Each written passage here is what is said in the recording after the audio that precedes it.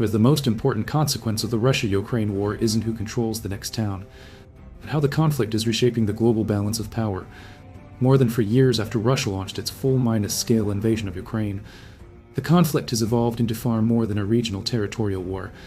It has become one of the defining military and geopolitical case studies of the 21st century, influencing everything from defense technology and alliance structures to global energy markets and industrial production. While daily headlines often focus on missile strikes, drone attacks, or incremental frontline changes, military planners are increasingly asking a different question regardless of where the eventual ceasefire line is drawn. What strategic changes have already become permanent? That question is becoming increasingly relevant because modern wars rarely end when the shooting stops. Their most lasting effects are often political, economic, and technological. Before 2022, Russian policymakers consistently argued that preventing further expansion of Western military influence along Russia's borders was a central national security objective. Ukraine occupies a particularly sensitive position within that framework because of its geography, historical ties, and strategic importance in Eastern Europe. When the invasion began, many outside observers expected a relatively short campaign. Instead, the war developed into Europe's largest conventional conflict since World War I. Years of fighting had imposed enormous costs on both Russia and Ukraine while fundamentally changing how governments around the world evaluate modern warfare. One of the clearest examples is a rapid evolution of unmanned systems. According to publicly available reporting, Ukraine dramatically expanded domestic production of drones, electronic warfare equipment, battlefield networking software, and precision strike technologies during the conflict. Rather than relying exclusively on imported military hardware, Ukrainian defense industries increasingly adapted commercial technologies for battlefield use, shortening development cycles from years to months. Military analysts frequently describe this as one of the fastest wartime innovation cycles observed in recent decades. The implications extend well beyond Ukraine itself. Governments across Europe, Asia, and the Middle East are now studying lessons from the conflict to reassess procurement priorities, force structure, logistics, and defense planning. Systems once viewed as supplementary have become central components of modern military operations. At the same time, the conflict has accelerated new security partnerships. Although Ukraine is not an NATO member, multiple long-term bilateral agreements with European countries have expanded cooperation in intelligence sharing, training, defense production, cybersecurity, and reconstruction planning. Many analysts believe these institutional relationships could remain in place regardless of how or when active combat eventually ends. Meanwhile, Russia faces a different strategic calculation. Maintaining large-scale military operations over several years requires substantial industrial output, manpower, and financial resources. Public economic data indicate that Moscow has significantly increased defense spending while adapting to sanctions, labor shortages, and changing export patterns. The extent to which this model can be sustained over the long term remains a subject of active debate among economists and security analysts. To understand where this conflict may ultimately lead, however, we need to look beyond today's battlefield maps. The next chapter examines how military operations have reshaped economics, diplomacy, and the broader strategic competition now unfolding across Eurasia. While territorial gains often dominate news coverage, military planners generally evaluate wars through a much broader lens. A battlefield map captures where forces are located on a given day, but it does not necessarily reveal which side is improving its long-term strategic position. According to publicly available assessments from defense analysts and research institutions, one of the defining characteristics of the Russia-Ukraine war has been the speed at which military innovation has outpaced traditional doctrine. Before 2022, many armed forces still viewed inexpensive commercial drones primarily as reconnaissance assets. 4 years later, unmanned systems perform missions ranging from intelligence collection and artillery spotting to electronic warfare, precision strikes, logistics support, and maritime operations. The result has been a dramatic shift in the economics of combat. Relatively inexpensive unmanned platforms now have the potential to threaten equipment worth millions of dollars. Tanks, command vehicles, radar systems, ammunition depots, and even naval vessels have all become increasingly vulnerable to layered drone operations coordinated with electronic warfare and real-time intelligence. For defense ministries around the world, this represents more than a technological trend. It challenges assumptions that have guided procurement decisions for decades. Equally significant is the growing role of software.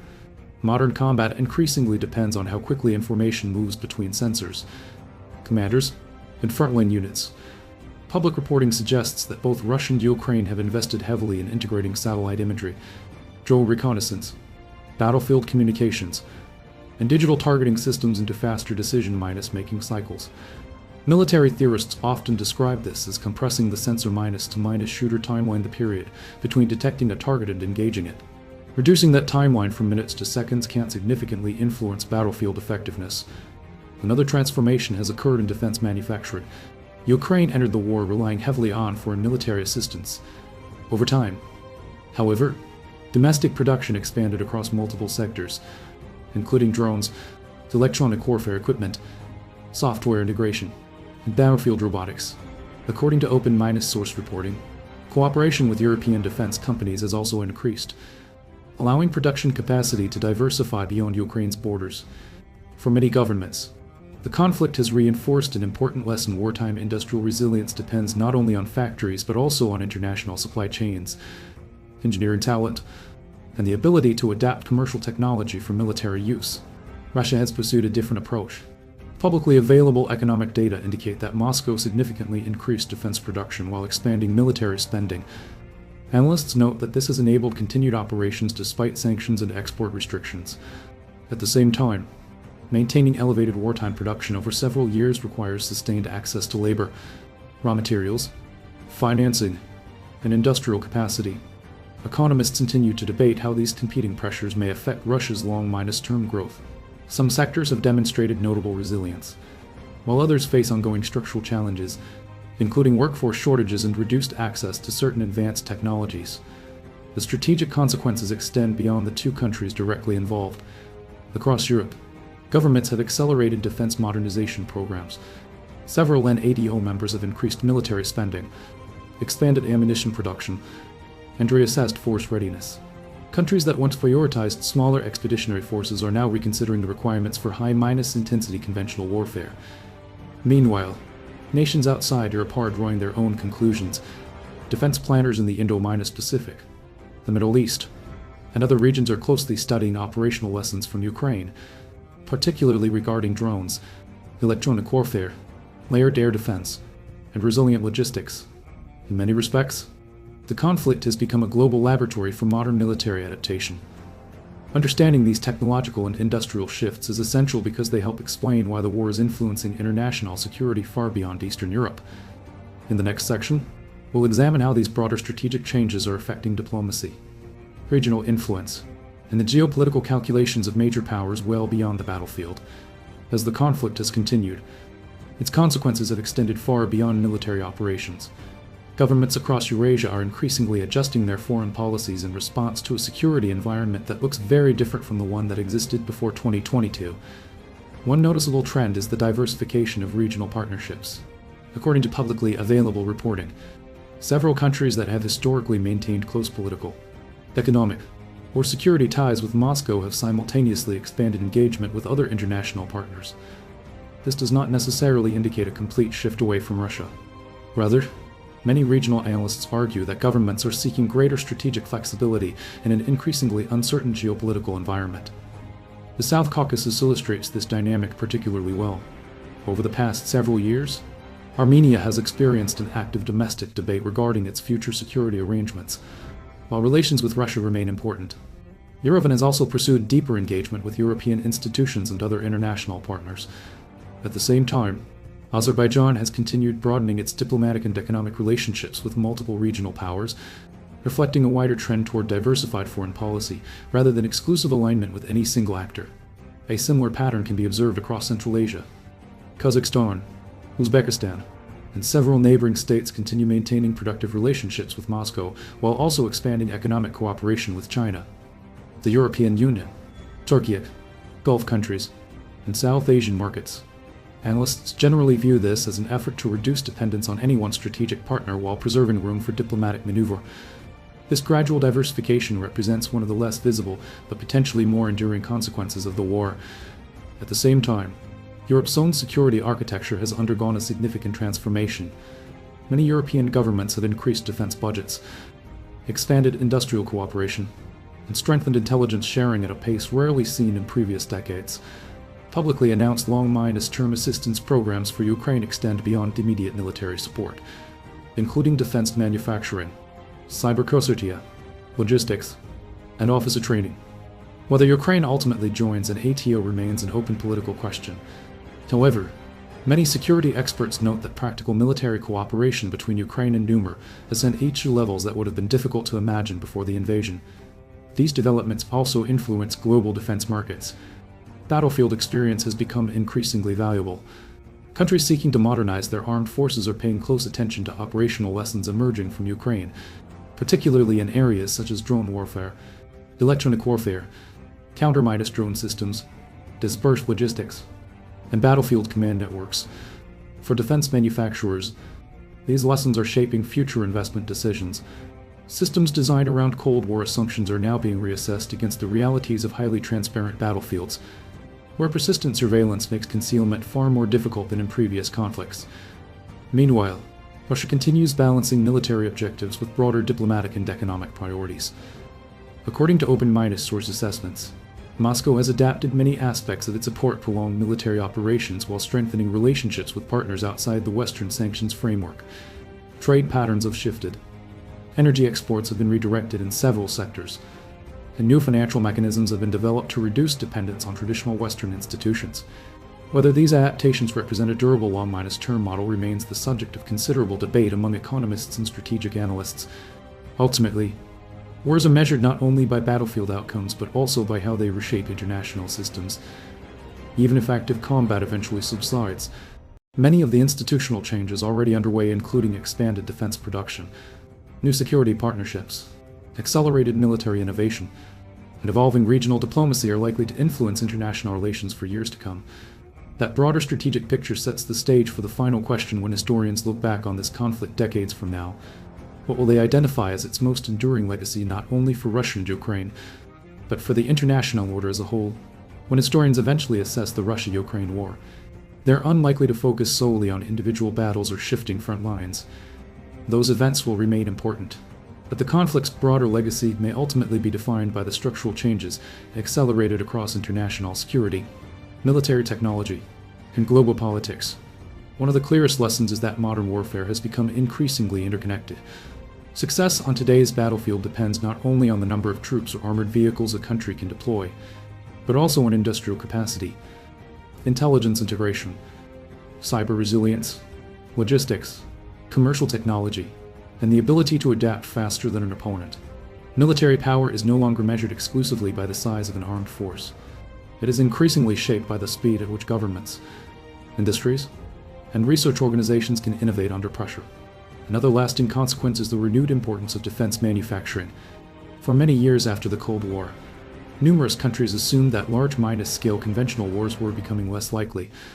The conflict in Ukraine has challenged that assumption. Governments across Europe and beyond have expanded ammunition production, invested in domestic defense industries, and reassessed supply-chain resilience for prolonged, high-intensity conflict. These changes are unlikely to disappear when the fighting eventually ends. Once industrial investment, procurement programs, and military modernization plans are underway, they often continue for many years. The war has also reshaped the conversation about alliances. According to publicly available analysis, European security cooperation has deepened considerably since 2022. Intelligence sharing, joint procurement, multinational trading programs, and defense-industrial partnerships have expanded at a pace few analysts anticipated before the invasion. Even outside Europe, governments are studying the conflict closely as they reconsider force structure, deterrence strategies, and regional security planning. At the same time, Russia continues adapting to a strategic environment that has become more complex than before the war. Moscow has pursued new economic partnerships, redirected portions of its trade, and adjusted military production to support sustained operations. Whether these adaptations ultimately strengthen Russia's long-term position or represent costly responses to prolonged conflict remains an active subject of debate among economists and strategic researchers. That uncertainty reflects a broader reality. Many of the war's most important consequences cannot yet be measured with confidence. Questions surrounding reconstruction, demographic change, military readiness, economic sustainability, and future diplomatic arrangements will continue influencing European security long after active combat eventually ends.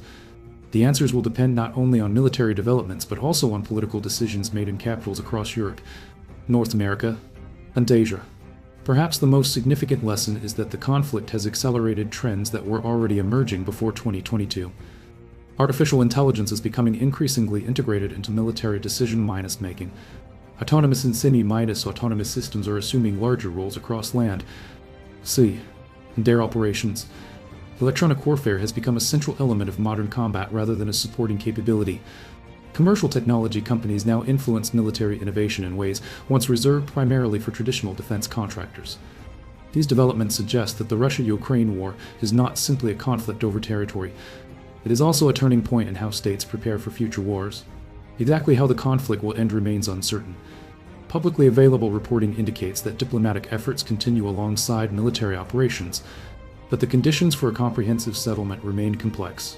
Analysts differ on how long negotiations may take and what any eventual agreement could include. As with many modern conflicts, the political settlement may prove just as consequential as the battlefield campaign itself.